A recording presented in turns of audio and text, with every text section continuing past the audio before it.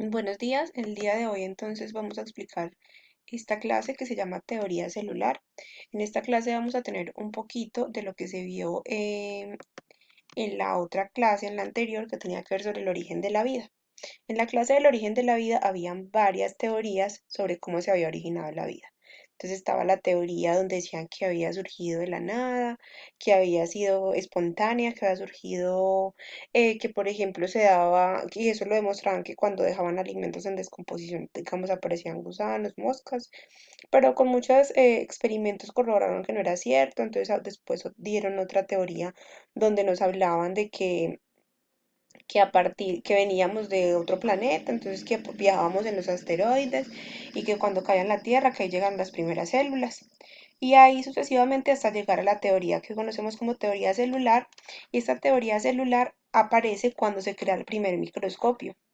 El primer microscopio apareció en 1590, lo creó Hans y Zacharias Jensen, y ellos son los pioneros para que de aquí en adelante en la teoría celular se determine que los seres vivos son, pues que todos tenemos células súper pequeñitas, que todos estamos compuestos por células en todo nuestro cuerpo. Y a partir de ahí se crea entonces esta teoría celular y aquí se explica mejor lo que es la biogénesis, que fue una de las teorías que estaban en la clase anterior, que en la biogénesis nos hablaban de la vida, ¿cierto? Que a partir de la célula. Entonces, a partir de la teoría celular, que es cuando se crea el primer microscopio, cuando se empiezan a observar los organelos internos, cuando se ven las células con vida, entonces empezamos a observar cómo se da la vida a través de las células. Entonces, después de que se da la teoría celular, se crean unos postulados de esa teoría. Es tres postulados. El primer postulado dice todos los organismos vivos están compuestos por células, pueden ser unicelulares o multicelulares. Por ejemplo, los seres humanos, los animales, la mascota que tenemos en la casa, las plantas son seres multicelulares o también se les conoce como pluricelulares porque estamos compuestos por muchas células. Pero hay seres unicelulares, por ejemplo, las bacterias son seres que solo tienen una célula y son muy pequeñitos, no los podemos observar a simple vista, tendríamos que verlos a través de un microscopio. Hay bacterias benéficas y hay bacterias que no son benéficas. Por ejemplo, benéficas, digamos las bacterias que tenemos en nuestro estómago y en los intestinos que nos permiten hacer digestión, bacterias benéficas. Digamos otras células benéficas son nuestras defensas, células que no son benéficas, las bacterias que nos pueden enfermar cuando tenemos infecciones bacterianas que nos mandan antibióticos, son a causa de células, de seres unicelulares de una sola célula, pero son bacterianas y nos pueden enfermar. Tenemos el segundo postulado, que es la célula, es la unidad básica de la vida. ¿Sí? Entonces, a partir de que se observa que todos los seres vivos tienen células, entonces la teoría celular dice que la vida surge a partir de la primera célula y de ahí en adelante se van multiplicando las células para formar otras vidas. Y por último, dice el tercer postulado que las células surgen de las células preexistentes. O sea que ahí viene que de una célula que ya existe, esa célula se reproduce en células hijas, de una célula madre salen las células hijas y de ahí entonces se crea la vida. Si lo viéramos de esa forma es cierto. Por ejemplo, cuando van a hacer un bebé, entonces el bebé está el óvulo de la mamá y está el espermatozoide del papá, son células. Al unirse estas dos células, se empiezan a reproducir en muchas células internas, a tal punto que se forma un bebé. Tenemos entonces que esas células se dividen en dos principalmente. Está la célula procariota y la célula eucariota. La procariota es así parecida a esta que vemos aquí en la imagen. Algunas tienen, por ejemplo, filis, que son estos pelitos alrededor que les permiten moverse. Hay otras que tienen flagelos, que son estos que están a la parte inferior, que son como unas colitas que también les permiten movimiento. Por ejemplo, los espermatozoides tienen un flagelo, que es lo que les permite el movimiento, ¿sí? Pueden ser filis, pueden ser flagelos, y también hay unas que se les conoce como falsos pies o pseudopies. Esas en sí no tienen como estructura por fuera, pero la célula tiene un movimiento a través de como unos falsos pies, como si tuviera así como si fuera un gusanito, entonces le permite a la célula tener movimiento. Estas células no tienen núcleo, el ADN está distribuido alrededor en todo en todo su cuerpo, por decirlo de una forma. Tiene citoplasma, tiene cápsula, que es donde está empaquetada la información del ADN. Tiene la pared celular para poder proteger lo que hay internamente, la membrana celular y el plásmido, listo. Digamos que estas células son las células más sencillas y a partir de aquí en las teorías se habla que esta fue la célula procariota, son las células más antiguas que existen. Ya entonces después la célula procariota nunca va a ser multicelular, siempre están en unicelular. Tenemos las células eucariotas. Las células eucariotas son células más complejas, más completas. Como ven acá, miren todo lo que tienen a diferencia de la anterior.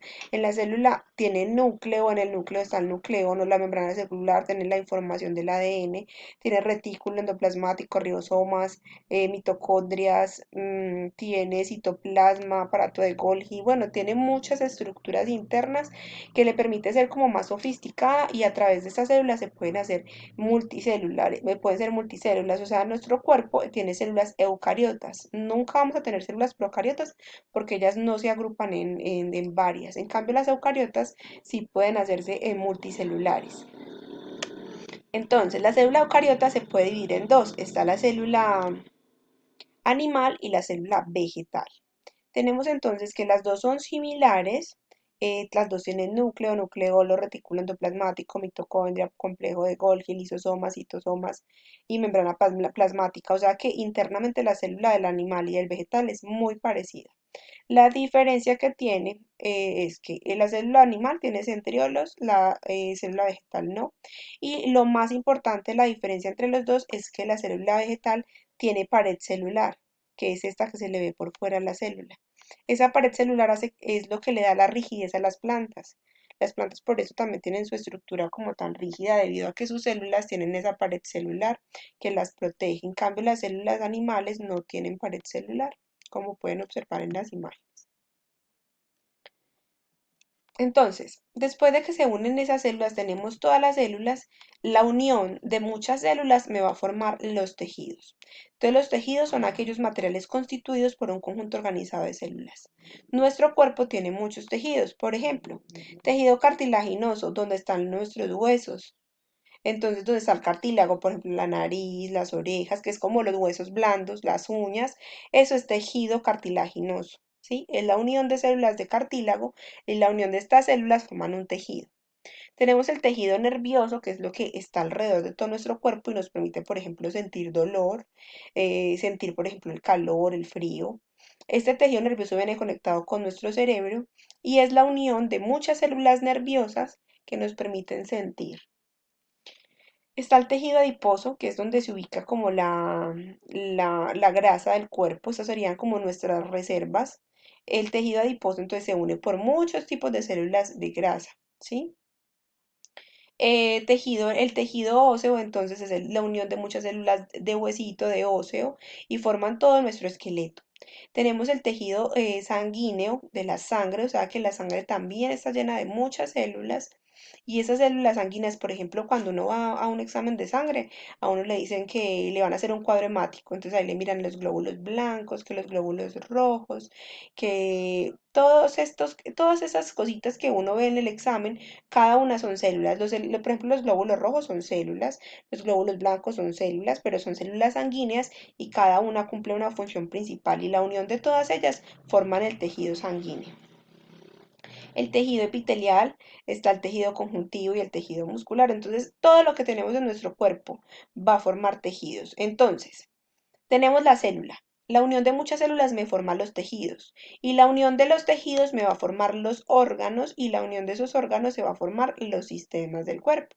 Entonces está el sistema, digamos, el circulatorio, el sistema óseo, el sistema muscular, el sistema nervioso. Todos esos tienen que ver con nuestras células. Recuerden, de la célula se forman los tejidos, de los tejidos se forman los órganos y de los órganos se forman los sistemas de nuestro cuerpo. Entonces, como ustedes saben que todo cambió debido a que estamos trabajando de una forma diferente durante la pandemia, entonces ahorita que ya empezamos alternancia con algunas estudiantes, el trabajo se realizará de la siguiente manera. Los lunes ustedes recibirán la guía por parte mía, se las subiré a Classroom, ya no se las voy a subir a WhatsApp porque en ese momento estoy en el colegio, entonces ya no voy a estar como muy pendiente de estar subiendo la actividad al WhatsApp, pero la van a encontrar en Classroom, la voy a subir desde las 7 de la mañana, pero se pueden ponerla a hacer a la hora de biología, o sea, no quiere decir que a las 7 de la mañana se sienten a hacerla, la pueden hacer a la quinta hora, que es la hora de biología, o sea, a las 12:30, pero para la que la quiera empezar a realizar, pues la va a encontrar el lunes a las 7. El día jueves vamos a realizar, yo tengo que ir al colegio a realizar la clase presencial a las estudiantes que están yendo a alternancia. ¿Qué van a hacer las que están en la casa? La idea es que este video les sirva de explicación a las estudiantes que están en la casa para que esto mismo yo les haré la retroalimentación en el colegio a las niñas que están haciendo alternancia, ¿sí? Las que están en la casa van a observar muy bien el video, van a sentarse y que el jueves, entre lunes y jueves, les quede lista la actividad, les quede listo el taller que vamos a realizar. Listo. Y por último, entonces, los viernes ustedes me entregarán a mí la actividad, o sea, que tienen el viernes hasta la cuarta hora que tenemos clase para que hagan la entrega de su actividad. Se las envío los lunes y los viernes deben devolvérmela para yo revisarla. Entonces, así quedará planteado de ahora en adelante en nuestro horario mientras estamos en esta alternancia. Después que empecen a ingresar más estudiantes, pues seguirá igual, o sea, hasta que no estemos todas en el colegio, pues ya veremos clase presencial todas. Pero mientras tengamos clase virtual, así va a ser la metodología en ciencias naturales o en biología. ¿Sí? Los lunes les envío la guía y los videos para que ustedes empiecen a hacer el taller. Entre lunes y jueves ustedes realizarán esos talleres y los viernes deben mandarme a mí la clase a través del Classroom. Listo. Igual si tienen alguna pregunta, la pueden realizar a través de WhatsApp. Yo con mucho gusto se las contestaré. ¿Qué deben hacer en esta actividad del día de hoy? Solo hay dos preguntas. La primera es realizar de forma creativa la célula eucariota con sus partes. La pueden hacer digamos, pueden hacerla en gelatina y después se la comen con gomitas, la pueden hacer en plastilina, la pueden hacer en una cartulina o en una hojita con colores, como ustedes quieran hacerla. Lo importante es que la realicen y le pongan las partecitas, ¿sí? Segunda pregunta, ¿cuáles son los tejidos celulares? Y da un ejemplo de cada uno.